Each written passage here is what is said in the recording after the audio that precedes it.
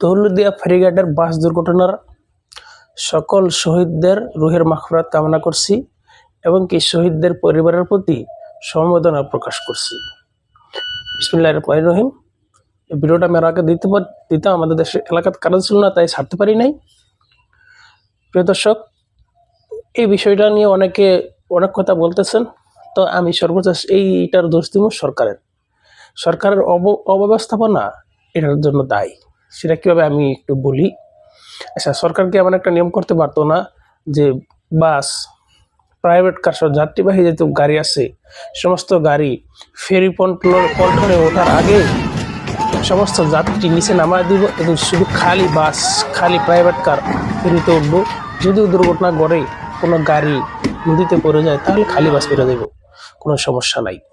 যে পরশু দিন যে দুর্ঘটনাটা ঘটছে, মর্মান্তিক দুর্ঘটনা, এখানে যদি এই যে 30 থেকে 35 জন যাত্রী গাড়িটার ভিতরে না থাকতো, তাহলে কিন্তু ড্রাইভার ছেলেটা নামতে পারতো।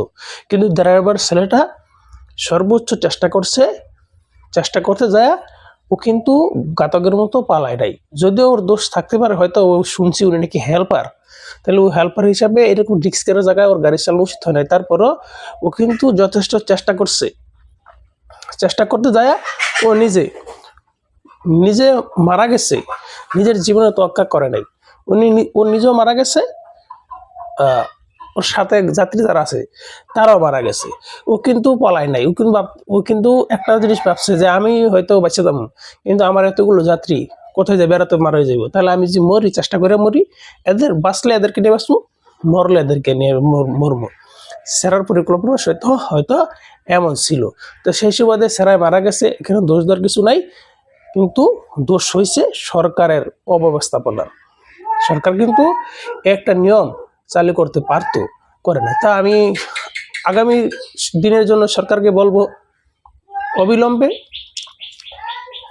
প্রতিটা ফেরিঘাটে এরকম নিয়মটাই চালু করেন যে সমস্ত গাড়ি, যাত্রীবাহী গাড়ি আগে যাত্রী নিচে নামায়, তারপর খালি গাড়ি পল্টন হয়ে ফেরিতে উঠবো। এইভাবে একটা নিয়ম চালু করেন, তাহলে হয়তো সরকারের দুর্ঘটনা রোধ করা সম্ভব হইব। বিশেষ করে ট্রেন দুর্ঘটনা রোধে সরকারকে কার্যকর ভূমিকা পালন করতে হবে। ট্রেনের সমস্ত রাস্তা মেরামত করতে হবে।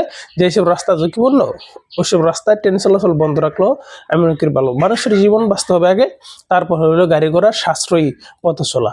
আপনাদের সকলের পথ চলা শুভ হোক। আল্লাহ হাফেজ। সকলে ভালো থাকবেন, সুস্থ থাকবেন।